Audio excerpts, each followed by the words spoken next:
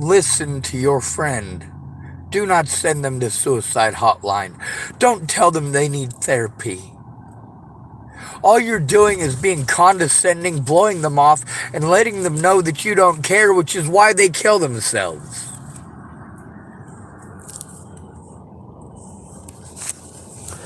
Do not send them to suicide hotline, because suicide hotline is going to do the same thing as you, or worse.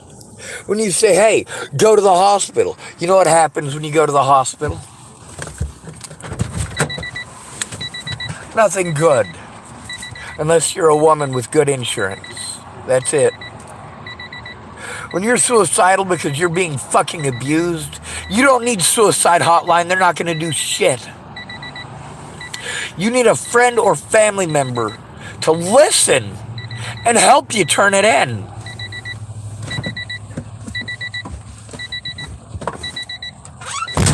The last thing we need is someone claiming a friend, telling us to go to suicide hotline, telling us, did you try going to the police? Telling us, have you tried looking up any of the resources? Telling us, hey, we could look up some resources for you. Have you tried fucking listening first? Have any of you stopped making suggestions long enough to fucking listen? Yes, you've stopped making suggestions long enough. But then you start up with the talking about yourself. Trying to make the person who needs help feel shamed for talking to you. Make them feel horrible. Make them feel worse for coming to you for help. You literally try to push them to suicide.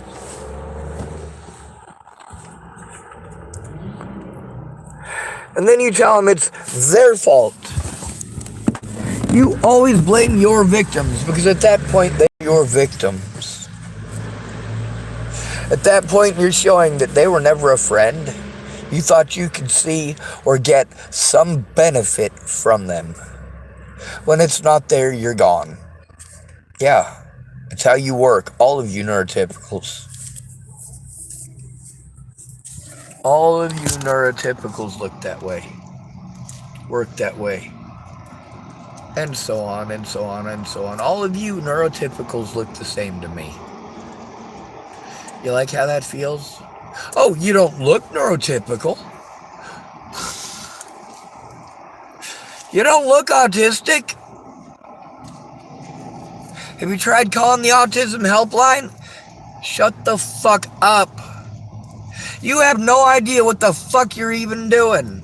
You have no idea what you're saying. You have no idea what those fucking places do. You just know what they fucking advertise.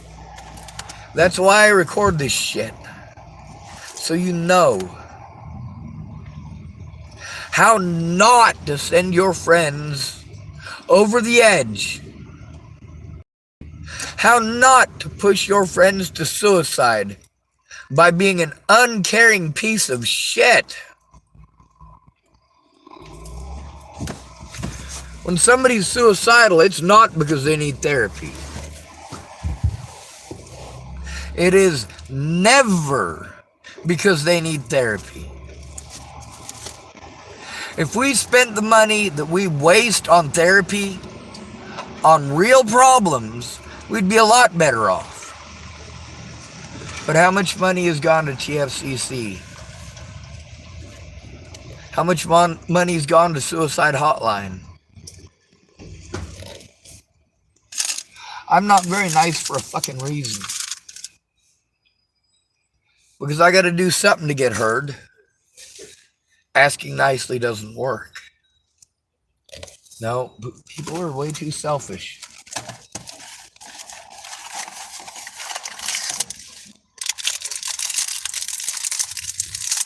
Creeper edition.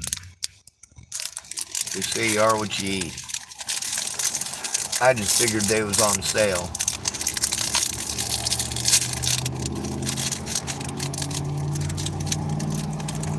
Lots of people got lots of ideas about what you should be doing. You should be doing this, you should be doing that. They're not living your life. The problem is when you're an at-risk adult and nobody cares what your life's even like, they're not going to speak up. They don't know what's going on. They haven't tried. Even when you try to tell them and show them, they don't listen.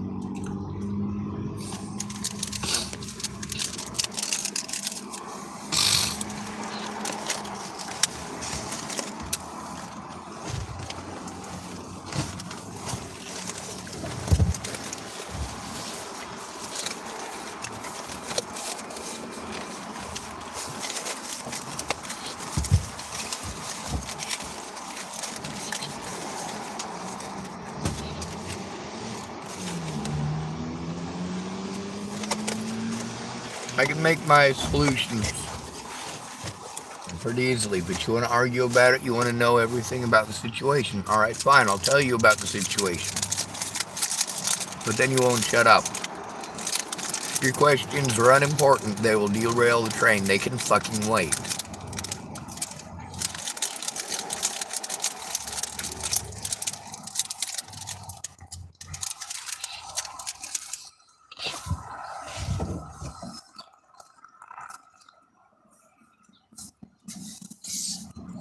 Oh, but I have to ask it now, because if not, I'll forget.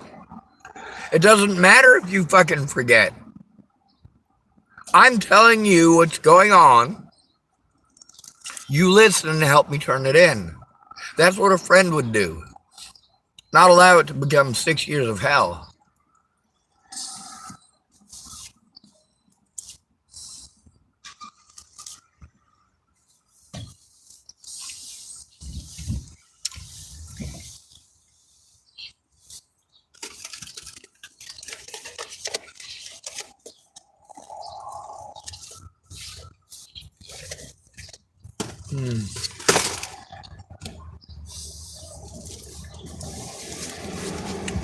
And that's why I get frustrated.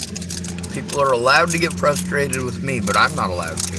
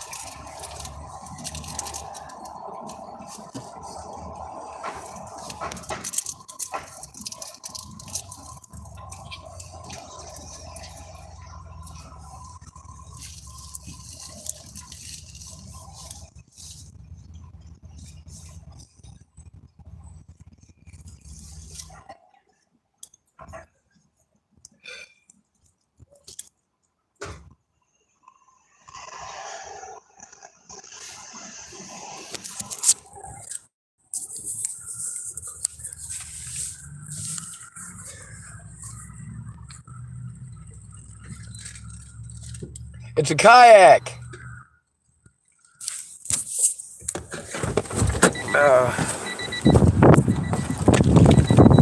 It's also coming off.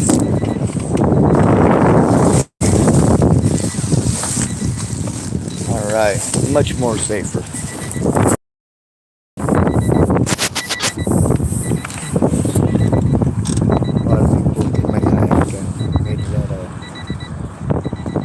Well, not the best of materials, but something.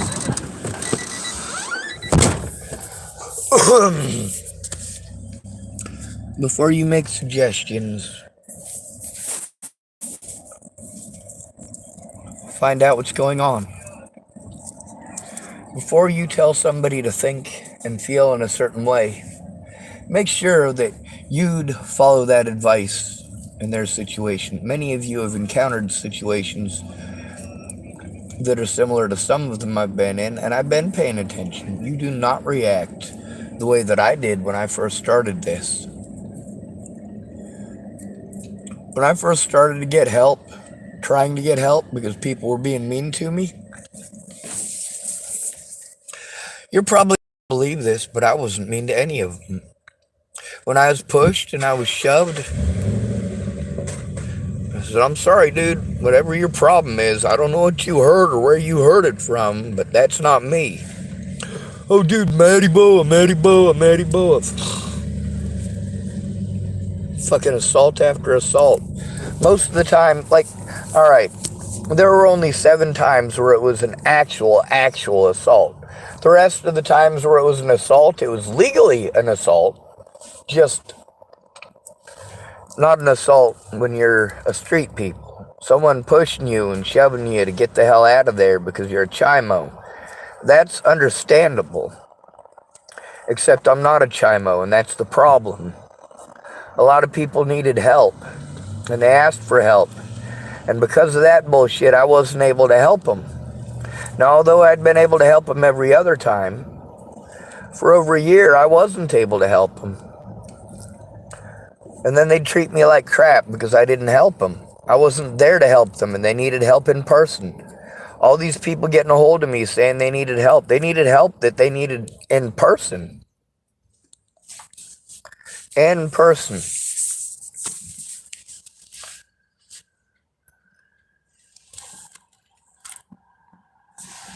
When they get to the point they're begging you to fucking kill them, they mean it. Natalie Bollinger did a great job of destroying my life. But she didn't do it by herself. There's people who are like, oh, you're afraid of a girl? We all have to be. We all have to be afraid of girls. By the way, Natalie Bollinger was a woman, and we have to be afraid of them too. Because you can literally go to prison over one of their opinions. That's no joke. That is not a joke. You can literally go to prison for a woman's opinion. For a woman to go to prison over a man's opinion? Ha! No. That doesn't happen.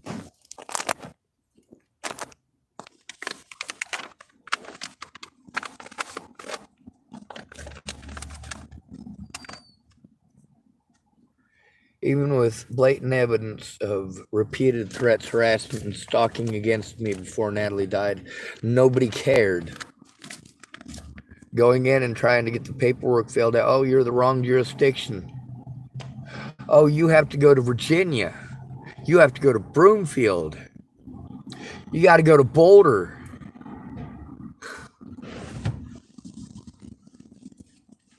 Yeah, lots of crimes were committed against me before Natalie died. And I had to travel to places where people hurt me to turn in people that hurt me so that I could see the people that don't hurt me. But then again, the people who don't hurt me even more. By not being there, by not listening, by not trying to understand. Telling somebody that you love them doesn't mean you love them. And it doesn't mean you care. Telling someone you care doesn't mean you care. You showed by your actions, every one of you who claimed to care, you showed by your actions that you did not. Because the most important action was for you to speak up. And who did that?